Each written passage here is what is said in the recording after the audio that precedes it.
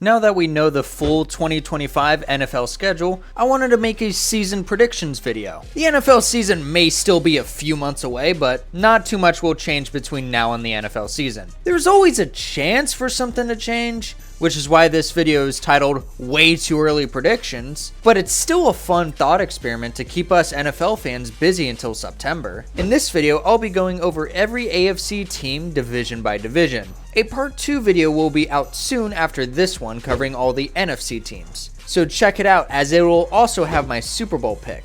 But anyway, let's get into the predictions. We will start with the AFC North. And at the bottom of this division is the Cleveland Browns with a putrid 2-15 record. I have very low expectations for this team. The offense is severely lacking in weapons. The top options for this team are Jerry Jeudy, Cedric Tillman, and David Njoku, which puts this receiving core toward the bottom of the league. Their offensive line is decent at least, and I actually quite like the defense, and I wouldn't be surprised to see their defense win games outright for them. But with the QB situation they have, I'm not sure they want to be doing much winning. They don't have much of a chance to make a run at the postseason unless there's a serious surprise in their QB room. When the best QB on your roster is a 40-year-old Joe Flacco, you're not in a good spot. However, sucking for a year and getting a high draft pick in the 2026 draft would not be a bad idea since that draft class should have better QBs than this previous one. Unfortunately, Deshaun Watson will still be on the books until after 2026, so free agency won't be much of a factor for these next few years. But they have a good amount of draft capital in the 2026 draft, so if they could make the most of those picks,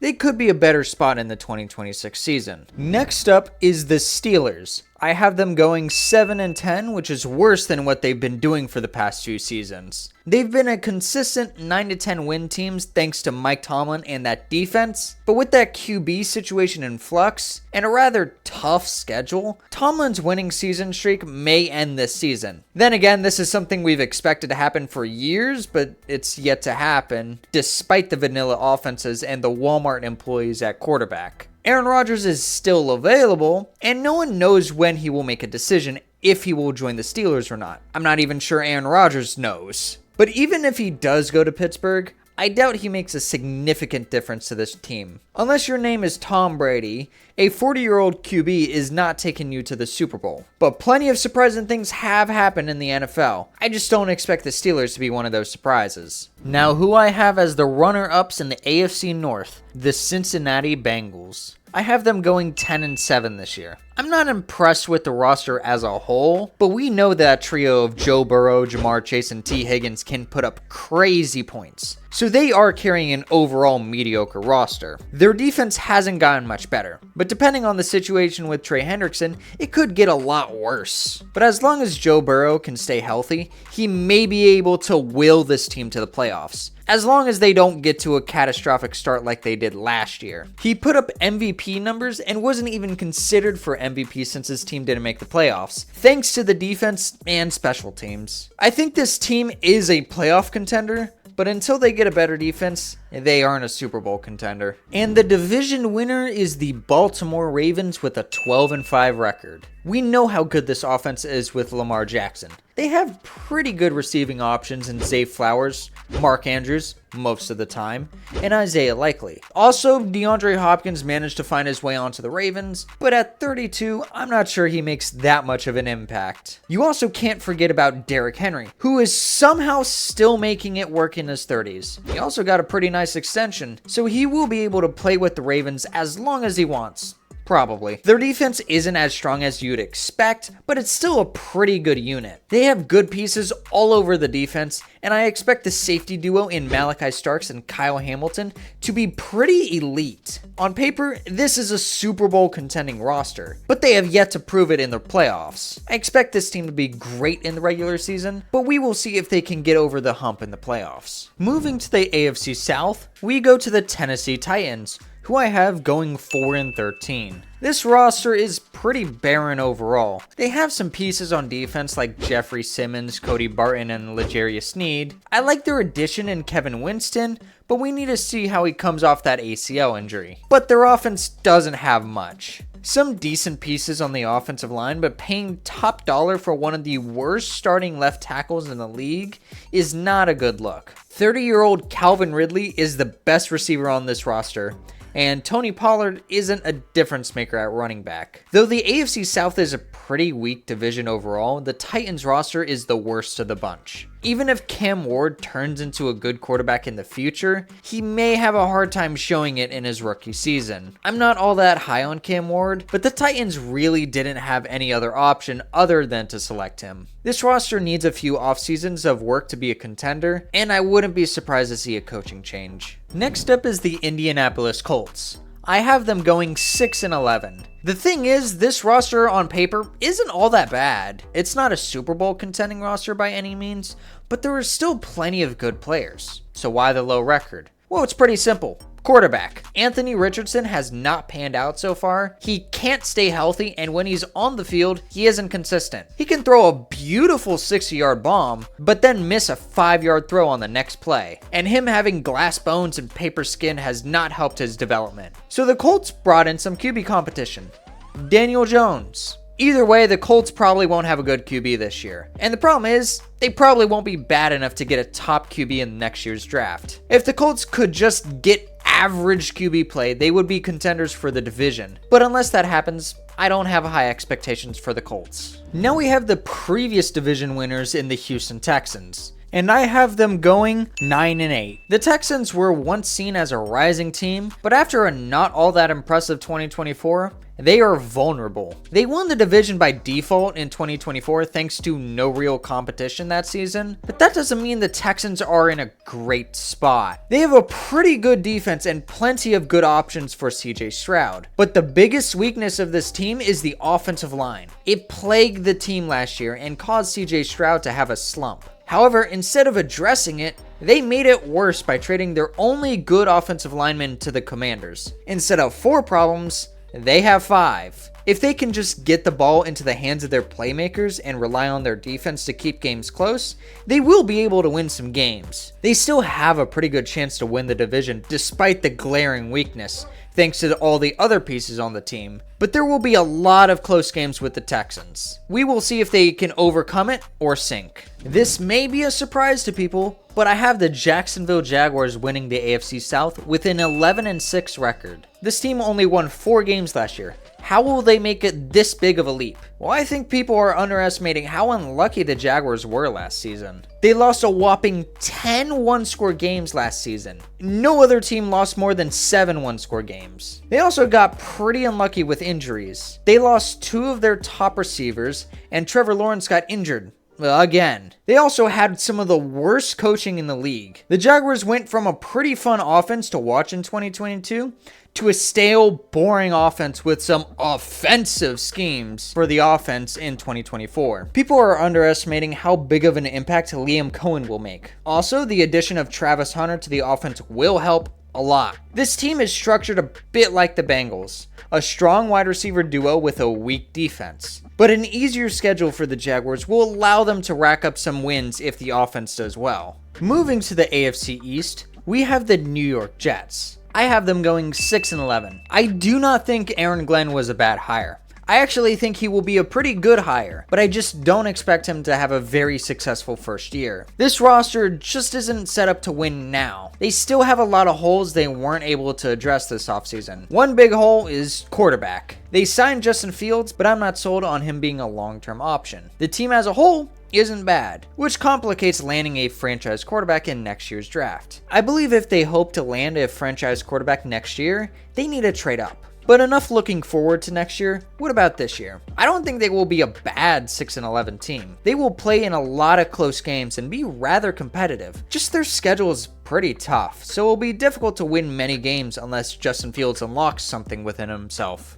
Next up is the New England Patriots, and I have them going 7-10. They are in a similar situation to the Jets, a roster that needs some work and a new head coach. However, there is one key difference.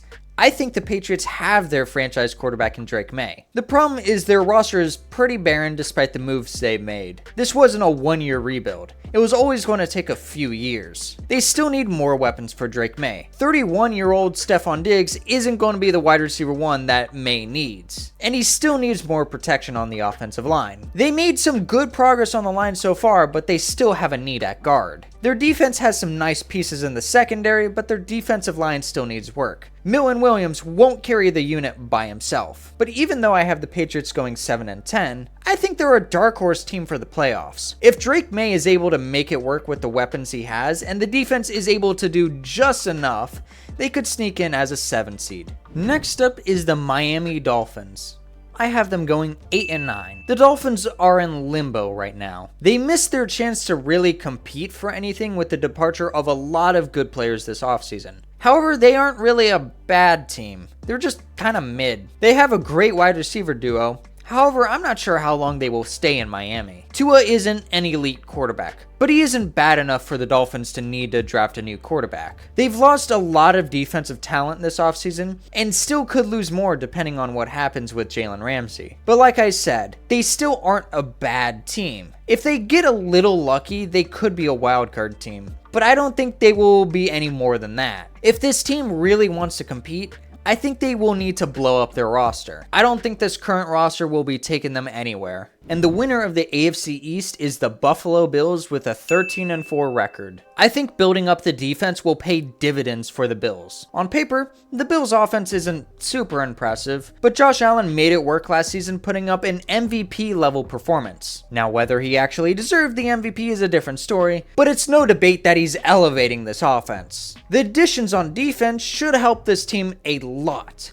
Their defense was pretty good last season, but solidifying it may help the Bills get over the hump in the playoffs. We will see if the Bills can be the team to finally dethrone the Chiefs in the AFC, or if their streak will continue. Coming in last in the AFC West is the Las Vegas Raiders with a 4-13 record. I don't think the Raiders are that bad of a team on paper, but unfortunately, someone had to lose games, and the Raiders were just on the wrong side of a lot of my picks. This isn't really a playoff team, but this is also not necessarily a 4-13 team like my prediction says. They have pieces on their roster. I personally think Ashton Jeanty could win Offensive Rookie of the Year. However, the defense is lacking, and I think that could cause a poor record. They have some good players on the defensive line. However, there are a lot of holes in the secondary. I like the direction this team is going. However, I still think they need at least another year to build up their roster before they can really compete. Next up is the Los Angeles Chargers with a 9-8 record. They are a pretty solid team on paper, but that defense worries me. They lost some talent there and haven't done much to replace it. However, the offense intrigues me. They have some nice pieces around Justin Herbert, and I'm excited to see how they use Amari and Hampton. However, the wide receiver core isn't great outside of Ladd McConkey. I like the addition of Trey Harris, and I wonder what he can develop into. However, the defense is a weakness. This team is built to be in control on offense, but I think they will end up in more shootouts than they'd want to be. I don't think this offense has enough elite weapons to consistently win shootouts, but if the ball bounces their way a few times, they could definitely be a playoff team. In this prediction, I do have them sneaking in as a 7 seed. Next up is the Denver Broncos, who I have going 11-6. I think the Broncos will surprise some people. Their roster is pretty good. The offense doesn't necessarily scare you, but I think they will be more than competent. RJ Harvey is going to prove his high draft selection right, and the addition of Evan Ingram will be a nice safety blanket for Bo Nix. Courtland Sutton is going to keep being a consistent receiver, and the offensive line is pretty elite. But this team is going to be relying on the defense. They have a strong front seven, but their secondary is nasty. It may be the best secondary in the league, bringing back the no-fly zone to Denver. I personally need to see another year of Bo Nix to decide if the Broncos can be real Super Bowl contenders, but they definitely are on the right track to be at least playoff contenders. And finally, I have the Kansas City Chiefs winning the AFC West again with a 13-4 record. Unless Patrick Mahomes falls off or another elite team arises in the AFC West, the Chiefs are just going to keep winning this division. This is a dynasty whether you like it or not. I don't really expect the Chiefs to really fall off that much in terms of regular season performance. They've added some young players to the offensive line in order to get somewhat cheaper there, and I think they had a pretty solid draft overall. I wouldn't be surprised to see some rookies get some significant playing time and do pretty well, like Josh Simmons, Ashton Gillette, and Jalen Royals. At this point, it's a pretty safe bet to expect the Chiefs to at least do pretty well in the regular season. The season really starts for them in the playoffs. Speaking of playoffs, I may as well predict how those are going to go in the AFC. So let me list out the teams who made it. The number 1 seed is actually the Bills. The Bills and Chiefs face each other in the regular season, and I have the Bills winning that game. So the tiebreaker went to Buffalo. The number 2 seed goes to the Chiefs since they also had a 13-4 record. The number 3 seed is the Baltimore Ravens. The number 4 seed is the Jacksonville Jaguars. The number 5 seed is the Denver Broncos since they are the only other team to go 11-6 in the AFC. The number 6 seed is the Cincinnati Bengals, who I think will make their return to the playoffs this year. And like I mentioned earlier, the Chargers sneak in as the number 7 seed, who get the tiebreaker over the Texans, since I had the Chargers winning over the Texans. Now to the wildcard matchups. The Chiefs beat the Chargers, the Bengals upset the Ravens, and the Jaguars offense manages to do just enough against the Broncos. Now to the divisional round. The Bills overwhelmed the Bengals, and the Chiefs beat the Jaguars again in the divisional. And another AFC Championship classic with the Bills vs. Chiefs. But this time, I have the Bills finally beating the Chiefs in a playoff game, and they will move on to the Super Bowl to face my NFC team. Watch my next prediction video to see my Super Bowl winner, so stay tuned for that.